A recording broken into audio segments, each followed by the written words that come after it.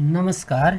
म अहिलेको आजको कक्षामा कक्षा 6 को नेपाली किताबमा रहेको पाठ 5 सङ्गीतकार अम्बर गुरुङको जीवनी अन्तर्गतको अभ्यास खण्ड लिएर उपस्थित भएको छु र यस कक्षामा म यहाँका सामान्य अभ्यासहरू सरसर्ती भनिदिने छु भने यसका महत्त्वपूर्ण 5, 6 र 7 का अभ्यासहरू चाहिँ म तपाईहरुलाई लेखेर स्क्रिनमा देखाउने पनि छु र त्यसै भएको हुनाले तपाईहरु यो सुरुदेखि अन्त्यसम्म हेर्नुहोला र यो पाठसँग सम्बन्धित सस्वर वाचनको भिडियो पनि यही च्यानलमा उपलब्ध छ र अब भने अम्बर गुरुङको अभ्यास खण्डतिर लाग्छौं। त्योभन्दा पहिला हामीले यहाँ अम्बर गुरुङको चित्र देखिरहेको छौं। यो अम्बर गुरुङ एक नेपाली संगीतका मूर्धन्य स्रष्टा हुनुहुन्छ अथवा नेपाली संगीतले भुल्न नसक्ने खालका महान ठूला व्यक्तित्व हुनुहुन्छ र उहाँले गाएका विभिन्न गीतहरू मध्ये उहाँलाई सुरुमा चिनाउन सफल उहाँले पहिलोपल्ट रेकर्ड गर्नुभएको 9 लाख तारा उदाए भन्ने गीत हामीले अलिकति यहाँ सुन्न पनि सक्छौं। जस्तै उहाँको जन्म र मृत्यु यहाँ दिएको छ, यहाँबाट पनि तपाईले हेर्न सक्नुहुन्छ। अनि एक पटक हामी उहाँको गीतलाई पनि सुनेर हेर्न सक्छौं है त। अलिकति सुन्नु है, उहाँको चर्चित बनाएको 9 लाख तारा गीत अलिकति सुनेर हामी आजको कक्षा सुरुवात पनि गरौं।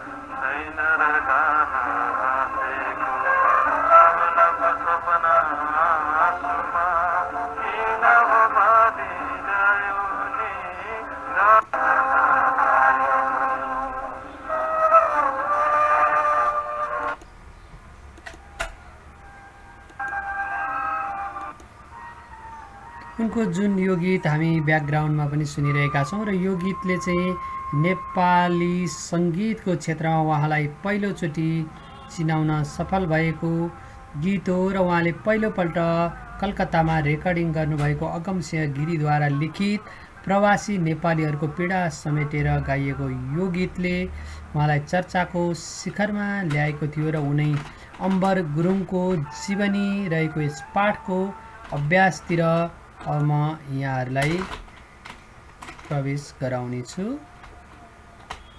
यो त रह्यो अम्बर गुरुङ हुनुहुन्छ र उहाँको जीवनीमा आधारित र उहाँका जीवनीसँग सम्बन्धित अभ्यासहरू म सबै अभ्यासहरू प्रस्तुत गर्नेछु।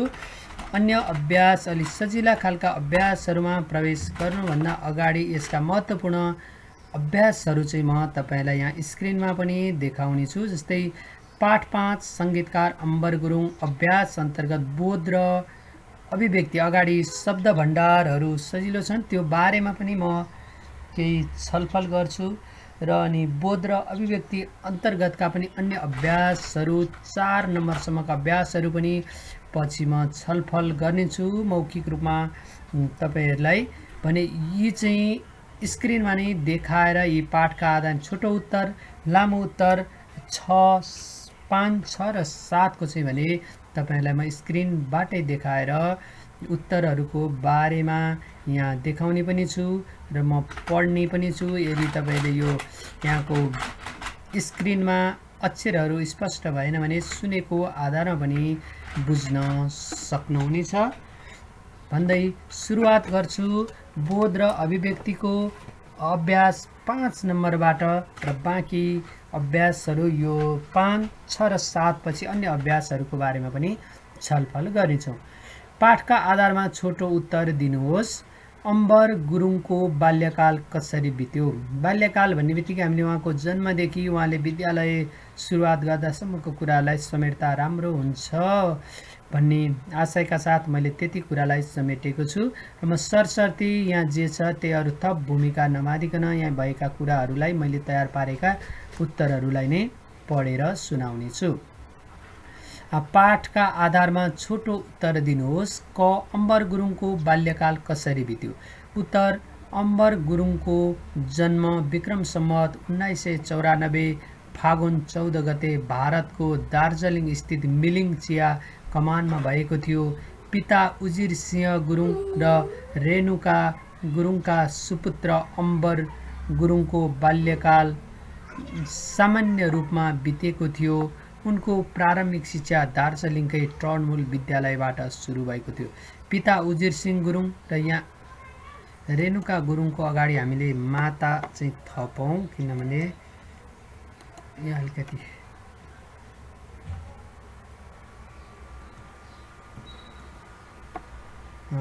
पिता उजिर सिंह गुरुङ र माता रेणुका गुरुङका सुपुत्र अम्बर गुरुङको बाल्यकाल सामान्य रूपमा बितेको थियो। उनको प्रारम्भिक शिक्षा दार्जिलिङकै टर्नबुल विद्यालयबाट सुरु भएको थियो। यो यहाँले स्क्रिनमा पनि देखेर बुझ्नुहुन्छ र सुनेर पनि बुझ्नुभयो होला। दोस्रो खमा रहेको छ अम्बर गुरुङले कुन कुन सङ्घ संस्थामा आबद्ध भएर कार्य गरे भनेको उनले कुन कुन सङ्घ संस्थाहरूमा आबद्ध भए त भन्ने कुराहरूको उत्तर यहाँ छ। उत्तर: अम्बर गुरुङले सुरुमा अगमसिंह, यो छोटो उत्तर भएको हुनाले थप भूमिकाहरू नबाँधिकन सिधै हामी उत्तरमा प्रवेश गरेका छौँ। अम्बर गुरुङले सुरुमा अगमसिंह गिरीद्वारा स्थापित भानुभक्त विद्यालयमा प्रधान अध्यापक भएर काम गरे। विक्रम सम्वत 2026 देखि नेपाल प्रज्ञा प्रतिष्ठानमा सङ्गीतज्ञका रूपमा लगभग 28 वर्ष सेवारत रहे। जीवनको उत्तरार्धतिर भन्न खोजेको चाहिँ जीवनको अन्तिमतिर अथवा पछिल्लो समयतिर यो द चाहिँ अलिकति उत्तरार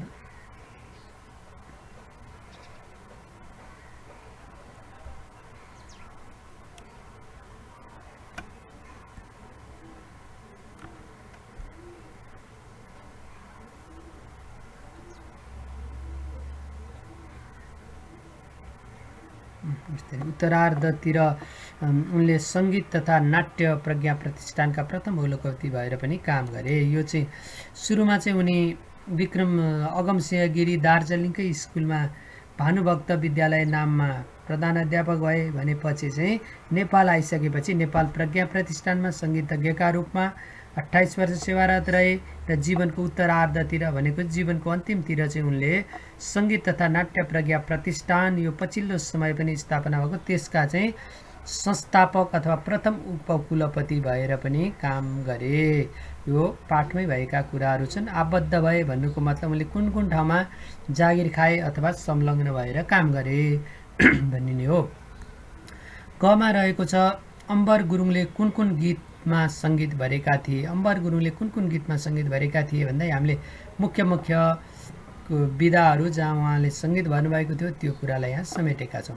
अम्बर गुरुङले सुरुमा गाएका गीतहरू म अम्बर हुँ र सम्हालेर राख, उनको पहिलो कलकत्तामा रेकर्डिङ गरिएको गीत नौलाख तारा उदाएका साथै नेपालको राष्ट्रिय गान सयौं थुङ्गा फुलका हामी, लक्ष्मीप्रसाद देवकोटाका मुनामदन र कुञ्जिनी काव्य, माधव घिमिरेको गीती नाटक मालती मङ्गले र सत्यमोहन जोशीका 4वटा नाट्य कृतिमा समेत सङ्गीत भरेका छन्। त्यसगरी मनको बाँध र जीवनरेखा चलचित्रका साथै सयौं गीतहरूमा सङ्गीत भरेका छन्। अम्बर गुरुङले प्राप्त गरेका मान सम्मान र उपाधिहरू के हुन्? उत्तर: अम्बर गुरुङको योगदानलाई कदर गर्दै विभिन्न सङ्घ संस्थाले उनलाई सम्मान तथा उपाधिहरू प्रदान गरेका थिए। प्रबल गोर्खा दक्षिण बाहु चौथो 2028, छिन्नलता गीत पुरस्कार 2047, इन्द्र राज्यलक्ष्मी पुरस्कार 2038, जगदम्बा श्री पुरस्कार 2045, उत्तम शान्ति पुरस्कार 2064, भूपाल मानसिंह कार्की पुरस्कार आदि उनले प्राप्त गरेका मान सम्मान उपाधिहरू हुन्। र यसका साथसाथै उहाँलाई चाहिँ नेपाली सेनाले महासेनानी महारथी भन्ने पदवी पनि दिएको कुरा छ भने त्यसै गरी अर्को चाहिँ के छ त उनलाई चाहिँ हङकङमा कार्यक्रममा महासङ्गीतकारका रूपमा पनि उहाँलाई सम्मान गरिएको कुरा पनि यहाँ उपलब्ध छ भने उहाँलाई चाहिँ नेपाली सेनाले चाहिँ मानार्थ महासेनानीको उपाधि प्रदान पनि गरे भन्ने कुराहरू पनि किताबमा छ। त्यसलाई पनि यहाँ समेट्न पनि सक्नुहुन्छ। यहाँ छोटो उत्तर भएको हुनाले त्यो मैले राखेको छैन। मुख्य गरी उनले पाएका पुरस्कारहरू चाहिँ यिनै हुन् र त्यसका साथै मैले अघि नै उल्लेख गरेका हङकङमा सङ्गीतका महारथी सङ्गीत महासङ्गीतकारका र अर्को चाहिँ नेपाली सेनाले चाहिँ के त महासेनानी मानार्थ भनेको चाहिँ सम्मान स्वरूप त्यो पनि दिएको कुरा पनि उनलाई गरिएको सम्मान हो। अर्को रहेको छ अम्बर गुरुङको जीवनीबाट के शिक्षा पाइन्छ? उत्तर, उनका बाबुको पल्टनमा जागिर खुवाउने इच्छा भए तापनि आमाको प्रेरणाबाट सङ्गीत क्षेत्रमा लागेका अम्बर गुरुङ सानैदेखि आफ्नो रुचिको विषय रहेको सङ्गीत क्षेत्रमा लागे। जस्तोसुकै परिस्थितिमा पनि विचलित नभई आफ्नो लक्ष्य प्राप्त गर्न निरन्तर साधना सङ्घर्ष र अभिरुचिका साथ अगाडि बढ्न सक्यो भने अवश्य पनि सफलता पाइन्छ भन्ने कुरा नै गुरुङको जीवनीबाट प्राप्त गर्न सक्ने शिक्षा हो। एउटा रु छुटे जस्तो छ। गुरुङको जीवनीबाट प्राप्त गर्न सकिने शिक्षा हो। अब यसका साथसाथै अब समग्रमा के छ भने आफ्नो रुचि भएको क्षेत्रमा चाहिँ बिचमा विचलित नभइकन त्यसमा सानोतिनो समस्या आउँदा पनि जुधेर अगाडि बढ्न सक्यो भने आफ्नो लक्ष्यमा पुग्न सकिन्छ र जीवनमा सफलताको लागि सङ्घर्ष र लगनशीलता र त्यो क्षेत्रको अभिरुचि पनि आवश्यक पर्छ भन्ने नै मूल यसको प्रेरणा अथवा हामीले पाउने शिक्षा हो र तपाईले त्यो कुराहरू थपेर पनि लेख्न सक्नुहुन्छ। अब छ लामो उत्तर। पाठका आधारमा लामो उत्तर लेख्नुहोस्। नेपाली गीत सङ्गीतका क्षेत्रमा सङ्गीतकार अम्बर गुरुङले कस्तो योगदान पुर्याएका छन् लेख्नुहोस्। लामो उत्तर भन्ने बित्तिकै लगभग हामीले हाम्रो कपीमा 1 पेज र त्योभन्दा अलिक कमसम्म अब कति छ प्रश्नले मागेको त्यो अनुसार लेख्ने कोसिस गर्नुपर्छ। अब प्रश्न बुझौँ। सबभन्दा पहिला नेपाली गीत सङ्गीतको क्षेत्रमा सङ्गीतकार अम्बर गुरुङले कस्तो योगदान पुर्याएका छन् लेख्नुहोस् भन्नुपर्दा उनले चाहिँ के गरे त नेपाली गीत सङ्गीतलाई समृद्ध पार्न उनले गरेको देन योगदान के छ भन्ने नै हो र त्यसको उत्तर हामी यसरी लेख्न सक्छौँ। सानैदेखि सङ्गीतमा यो चाहिँ लामो उत्तर भएको हुनाले सुरुमा अलिकति भूमिकाबाट अगाडि बढ्दा राम्रो हुन्छ। सानैदेखि सङ्गीतमा अभिरुचि राख्ने गुरुङले आफ्नो जीवनकालमा नेपाली सङ्गीत क्षेत्रमा पुर्याएको योगदान अतुलनीय रहेको छ। म अम्बर हुँ र सम्हालेर राख बोलको गीतबाट साङ्गीतिक यात्रा सुरु गरेका गुरुङको नौला कतारा उदाए बोलको गीत 2018मा कलकत्तामा रेकर्डिङ गरेपछि चर्चा धेरै बढेको थियो। विक्रमसम्म 2026 सालदेखि नेपाल प्रज्ञा प्रतिष्ठानमा सङ्गीतज्ञका रूपमा काम गरेका गुरुङले 500 भन्दा बढी गीतमा सङ्गीत भरेका छन्। 200 भन्दा बढी गीतहरू गाएका छन् भने 150 भन्दा बढी गीत लेखेका पनि छन्। नेपालको राष्ट्रिय गान सयौं थुङ्गा फुलको हामी एउटै माला नेपालीमा सङ्गीत भर्नुभएका गुरुङले महाकवि देवकोटाका काव्यहरू मुनामदन र कुञ्जिनीमा, राष्ट्रकवि माधव प्रसाद घिमिरेको गीति नाटक मालती मङ्गलेमा, सत्यमन जोशीका 4वटा नाट्यकृति र मनको बाँध र जीवनरेखा जस्ता चलचित्र लगायतमा सङ्गीत भरेका अम्बर गुरुङले नेपाली सङ्गीतलाई प्रयोगवादी र नवीन युगमा समेत प्रवेश गराएका थिए। यिनी के हुन् त उनले गरेका योगदानहरू हुन् र यसको अतिरिक्त त्यहाँ भानुभक्तको जीवनीमा आधारित वृत्तचित्रमा पनि सङ्गीत गरे भन्ने कुरा छ। त्यसलाई पनि यहाँ समेटेर उनले गरेको योगदानको चर्चामा समेट्न पनि सकिन्छ र यति लेख्दा पनि लगभग उनको योगदानको मोटामोटी कुराहरू आउँछन्। अब खमा रहेको छ अम्बर गुरुङ नेपाली सङ्गीतका त्रिवेणी हुन्, यस भनाइलाई जीवनीका आधारमा पुष्टि गर्नुहोस् भनेको छ। यसको मुख्य कुरा भनेको उनले सङ्गीतका तीनटै विधाहरूमा कलम चलाएका कुराहरू छ र यो चाहिँ अलिकति माथिको भन्दा छोटो छ। उत्तर अम्बर गुरुङले नेपाली सङ्गीतका तीनवटै विधालाई एकैसाथ अगाडि बढाएका थिए। उनी गीतमा सङ्गीत पनि भर्थे, गीत रचना पनि गर्थे भने आफ्नै सुमधुर स्वरमा गीत पनि गाउँथे। उनले 500 भन्दा बढी गीतमा सङ्गीत भरेका छन्, 200 भन्दा बढी गीतहरू गाएका छन् भने 150 भन्दा बढी गीत लेखेका पनि छन्। यसरी एकै व्यक्तिले सङ्गीतका तीनवटै पक्षलाई सफलताका साथ अगाडि बढाएर नेपाली सङ्गीतको क्षेत्रलाई धनी बनाएकाले उनलाई नेपाली सङ्गीतका त्रिवेणी भनिन्छ। त्रिवेणी भनेको चाहिँ तीनटा नदीहरूको सङ्गमलाई त्रिवेणी भनिन्छ। जब तीनटा नदीहरूको सङ्गम मिलेपछि अर्को एउटा नयाँ र ठुलो खोलाको जन्म हुन्छ। जस्तै गीत सङ्गीतका पनि एउटा रचनाको पाटो, अर्को सङ्गीतको पाटो र अर्को स्वरको पाटो, यो तीनटा कुरा मिलेपछि नै एउटा नयाँ र सुन्दर रचना सिर्जना हुन्छ र त्यही आधारमा उनलाई त्रिवेणी भनिएको कुरा छ।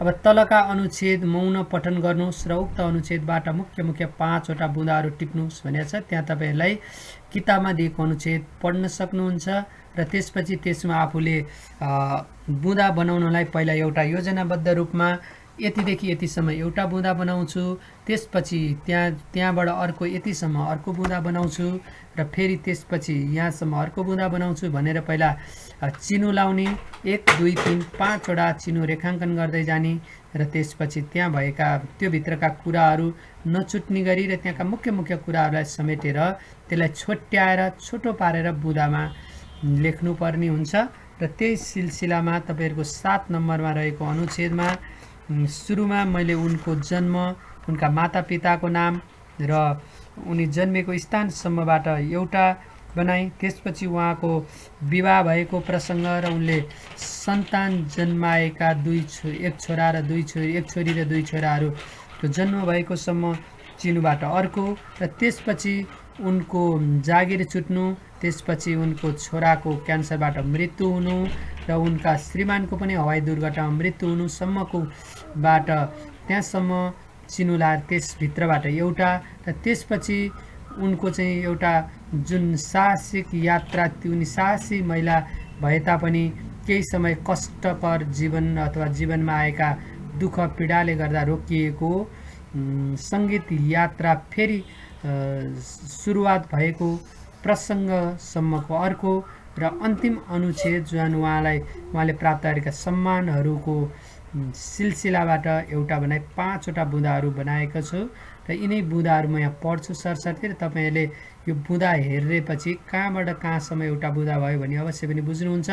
अर्को कुरा चाहिँ बुँदा निर्माण गर्दा ध्यान दिनुपर्ने कुराहरू, जहिले पनि हामीले बुँदाहरू निर्माण गर्दाखेरि सकेसम्म त्यसमा प्रयोग विशेषण, क्रिया विशेषण र त्यसलाई बिम्ब प्रतीकहरूलाई हटाउँदै जे चाहिने हो त्यो कुराहरूलाई समेट्ने र अर्को चाहिँ बुँदाको अन्तिममा कहिले पनि समापिका क्रिया नराखिकन असमापिका क्रियाहरूमा टुङ्ग्याउनुपर्छ र त्यसको अन्तिममा चाहिँ पूर्ण विराम नभइकन अर्धविराम राख्नुपर्छ, जुन अर्धविरामको चिन्ह यहाँ तपाईँले देखि पनि रहनु भएको छ। म सरस्वती बुँदाहरू पढ्छु। एकमा कृष्णबहादुर कार्की र राधा देवीकी सुपुत्री तारा देवीको जन्म विक्रम सम्वत 2002 सालमा काठमाडौँमा भएको हो। यहाँ चाहिँ यो बुँदा बनाउने नियम है, यहाँ असमापिका क्रिया छ, वाक्य टुङ्ग्या छैन र अर्धविराम छ। बाल्यकालमा डोलकुमारी भनिने तारा देवीको 2022 सालमा हवाई चालक शिवबहादुरसँग प्रेम विवाह, छोरी चारू तथा छोरा शशि र रविको जन्म। त्यहाँ लामो भूमिकाहरू कुरालाई यतिमा हामीले सबै समेट्यौँ। अर्को छ विक्रम सम्वत 2051मा जागिर छुट्नु, छोराको क्यान्सरबाट मृत्यु, त्यसपछि श्रीमानको पनि हवाई दुर्घटनामा भएको मृत्युले उनलाई जीवनमा चोट र कष्ट पर्नु। त्यसै गरी अर्को छ निर्भीक र साहसी तारादेवीको रोकिएको सङ्गीत साधना र चर्चाले 2056 सालमा सांस्कृतिक कार्यक्रममा गीत गाएपछि पुनः निरन्तरता पाउनु भनेको पुनः उनी चाहिँ आफ्नो दुःख पीडालाई भुलेर 2056 देखि पूर्ववत रूपमा पहिलाको जस्तै गीत सङ्गीत गाउने र काम गरिन् र साथसाथै उनको चर्चा पनि त्यत्तिकै स्थापित भयो अथवा पुनः सुरु भयो भन्ने कुरा हो यो। अब अर्को छ तारादेवीले पाएका सम्मानहरू समेटेको एउटा बुँदा। तारादेवीलाई जगदम्बा श्री इन्द्र राज्यलक्ष्मी प्रज्ञा छिन्नलता मैना नही सुर सुप्रसिद्ध प्रबल गोर्खा दक्षिण बाहु प्रथम लगायतका पुरस्कार र सम्मान स्वदेश तथा विदेशबाट प्राप्त हो। यो पुरस्कारहरू समेटेको अर्को बुँदा बनाइयो। यो जस्तै जगदम्बा श्री पुरस्कार इन्द्र राज्यलक्ष्मी प्रज्ञा पुरस्कार राख्दा लामो हुन्छ, हामीले बुँदा बनाउँदा यी सबैको नाम लेखेर अन्तिममा यी सबै पुरस्कार र सम्मान नै हुन् भन्ने कुरा समेटेर यसरी बुँदा बनाउनुपर्छ। बुँदा बनाउँदा यहाँले ध्यान दिनुपर्ने कुरा भनेको चाहिँ सकेसम्म त्यहाँ भएका मुख्य कुरालाई समेट्ने र छोटोभन्दा छोटो तरिकाले त्यहाँ भन्न खोजेका कुराहरू नछुट्ने गरी मुख्य कुराहरू नछुट्ने गरी बनाउनु पर्ने हुन्छ। र लगभग आजलाई यी 3टा अभ्यास गर्दा हाम्रो समय पनि 20 मिनेटभन्दा बढी लागिसकेको छ र अब बाँकी अभ्यासहरू चाहिँ शब्द भण्डारका छन्। यी चाहिँ तपाईँले अवश्य आफै पनि गर्न सक्नुहुन्छ र सजिला छन्। एकमा शब्द भण्डार छ, यहाँ उस्तै मिल्ने शब्दहरू जोडा मिलाउन सक्नुहुन्छ भने अर्को 2मा रहेको छ शब्द सरस्वती म भनिदिने छु। 2मा रहेको छ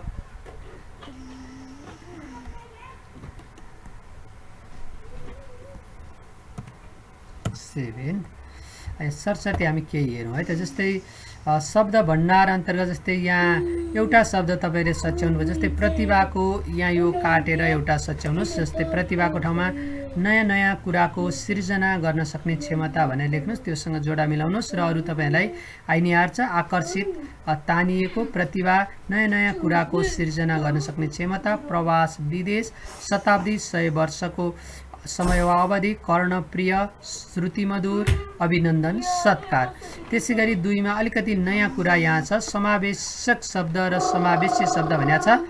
समावेशक र समावेश्य भन्नाले त्यो प्रकारहरू जुनको सिङ्गो शब्द छ त्यो चाहिँ समावेशक भयो भने त्यो भित्र पनि प्रकारहरू चाहिँ समावेश्य भयो। जस्तै जनावरभित्र के पर्छन् त बाघ भालु गाई बाख्रो घोडा पर्छ भने फलफुलभित्र आँप अम्बा स्याउ सुन्तला आदिहरू पर्छ। यसबाट पनि तपाईँले बुझ्नुभयो कि समावेशक भनेको चाहिँ त्यो एउटा सिङ्गो शब्द धेरै कुरालाई प्रतिनिधित्व गर्ने शब्द र समावेश्य भनेको चाहिँ त्यो सिङ्गो शब्दभित्रका प्रकारहरू। जस्तै जनावरका प्रकारहरू भयो भने जनावर चाहिँ समावेशक भयो भने त्यसका प्रकार समावेश्य भए, फलफुल चाहिँ समावेशक भयो भने त्यसका प्रकारहरू चाहिँ समावेश्य भए। त्यसैले तपाईँले यहाँ यो 3 कुराहरू यहाँ भनेको छ र यहाँ भित्रबाट पनि यो सबै त्यो माथिका कुरालाई तपाईँलाई बुझाउन खोजेको हो भने जस्तै यहाँ समावेशक शब्द सम्बन्धित 4वटा समावेश्य शब्द लेख्नुहोस् भनेको छ। जस्तै किताबभित्र भने चाहिँ किताबका नामहरू लेख्न सक्नुहुन्छ। नेपाली किताब, अङ्ग्रेजी किताब, गणित किताब, मुना मदन, महाभारत, रामायण, अनि कथा सङ्ग्रह कुनै नाम दिएर अथवा निबन्ध सङ्ग्रह कुनै नाम दिएर हो। यसरी चाहिँ किताबका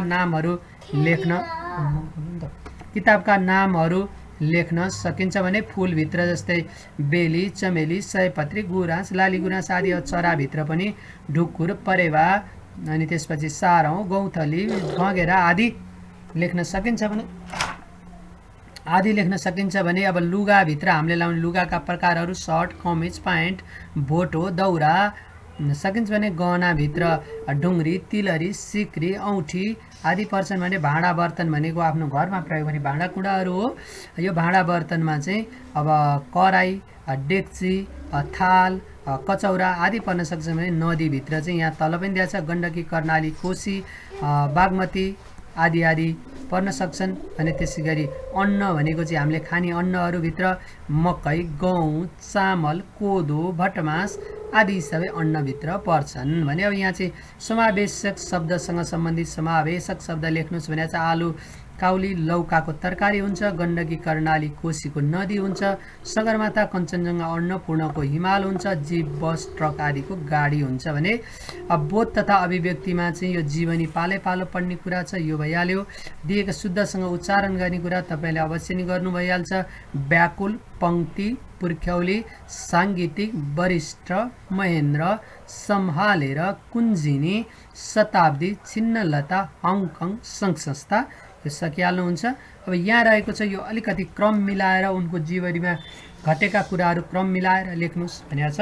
तपाईँहरूले कसरी पहिला चाहिँ उता जीवनी पढेका घटनाक्रमहरू याद गर्नुपर्छ र त्यो अनुसार क्रमशः पहिला नम्बरहरू लेख्दै जाने र त्यसपछि चाहिँ कपीमा चाहिँ 1 को 1 मा 2 को 2 मा क्रमशः सार्नुभयो भने बुझ्नुहुन्छ। जस्तै यहाँ सुरुको यसमा तपाईँहरू 1 लेख्न सक्नुहुन्छ, यो सुरुको कुरा हो र यसमा 6 लेख्नुहोस्, त्यसपछि यसमा 3 लेख्नुहोस्, अनि त्यसपछि यसमा चाहिँ तपाईँहरू 7 लेख्नुहोस् भने यसमा 2 लेख्नुहोस्, यसमा 5 लेख्नुहोस् र यसमा 4 लेख्नुहोस्। यी कुराहरू क्रमशः उनको जीवनमा घटेका। त्यसपछि कपीमा सार्दा चाहिँ तपाईँहरू 1 लाई सुरुमा, 2 लाई दोस्रोमा, 3 लाई तेस्रोमा त्यसरी क्रमशः सार्नुभयो भने यसको हल त्यही नै हो। अब मौखिक उत्तरहरू सजिला छन्, तपाईँले अवश्य पनि सक्नुहुन्छ। अम्बर गुरुङको जन्म कहाँ भएको थियो भन्दा अम्बर गुरुङको जन्म यहीँ अगाडि पनि तपाईँ यहीँ छ, यो उत्तरी हामीले अहिले चिनुलाकै ठाउँमा छ। जस्तै हेर्नुहोस् त, अम्बर गुरुङको जन्म दार्जिलिङको मिलिङ चिया कमानमा भएको थियो भने चाहिँ कहिले कहाँ भएको थियो को उत्तर त्यही भयो। अब अम्बर गुरुङको साङ्गीतिक यात्रा कहिलेदेखि सुरु भएको भने अम्बर गुरुङको साङ्गीतिक यात्रा 2016 सालमा म अम्बर हुँ र सम्हालेर राख गीतबाट सुरु भएको। 9 लाख तारा उदाय बोलको गीतको रेकर्ड कहाँ गराएका थिए भन्दा कलकत्तामा। अम्बर गुरुङले नेपाल प्रज्ञा प्रतिष्ठानमा सङ्गीतज्ञका रूपमा कहिलेदेखि काम गर्न थाले भन्दा 2026 सालमा। राष्ट्रकवि माधव प्रसाद घिमिरेको कुन कृतिमा अम्बर गुरुङको साङ्गीतिक जादु प्रस्तुत भएको छ भन्दा राष्ट्रकविको मालती मङ्गले गीति नाटकमा। यो पाठका छोटो उत्तरहरू भइसक्यो, अघि नै यो अगाडि सुरुमा छ भनेदेखि यो 6-7 को पनि मैले अगाडिको यही भिडियोको सुरुवातमा छन् भने अब यहाँ चाहिँ उद्घोषण कला सिक्ने अभ्यास हो। यो तपाईँहरूले कसरी बोल्नुहुन्छ, कसरी स्वागत गर्नुहुन्छ र अनि त्यसपछि पीडित व्यक्तित्व, हामीले अब अतिथि बोलाएका पीडित व्यक्तित्वलाई कसरी चाहिँ उहाँलाई सहयोगको लागि आग्रह गर्नुहुन्छ भन्ने कुरा हो। यो चाहिँ तपाईँले एउटा एङ्करिङ अथवा उद्घोषणको अभ्यासको लागि हो। जस्तै मानौँ तपाईँको कुनै विद्यालयमा वार्षिक कार्यक्रम आयोजना भएको छ भने कसैलाई स्वागत गर्दा तपाईँले एउटा उद्घोषणको शैलीमा भन्ने कलाको अभ्यास हो, तपाईँहरू अभ्यास गर्न सक्नुहुन्छ।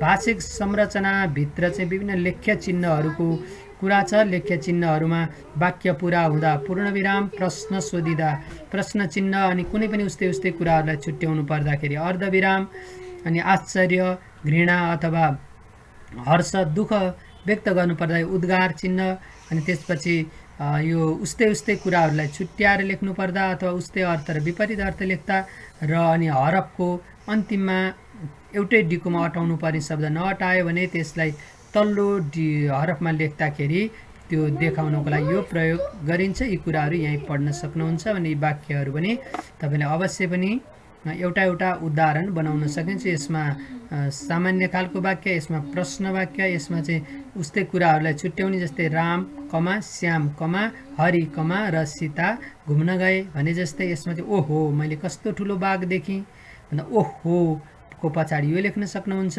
अनि योजक चिन्ह पनि तपाईँहरूले कहाँ प्रयोग गर्ने भन्ने कुरा माथिबाट थाहा पाइसक्नु भएको छ। ब र ओ लागेका शब्दहरू पाठबाट खोजेर लेख्न सक्नुहुन्छ। यो अभ्यासको लागि हो। कुन शब्दमा ब लाग्छ, कुन शब्दमा ओ लाग्छ र कुन शब्दमा ब लागे पनि ओ लागे पनि ब उच्चारण हुन्छ, यस्ता कुराहरू बुझ्नको लागि हो भने अब यी अरू कुराहरू पनि यिनै ब र ओ को अभ्यासको लागि छ।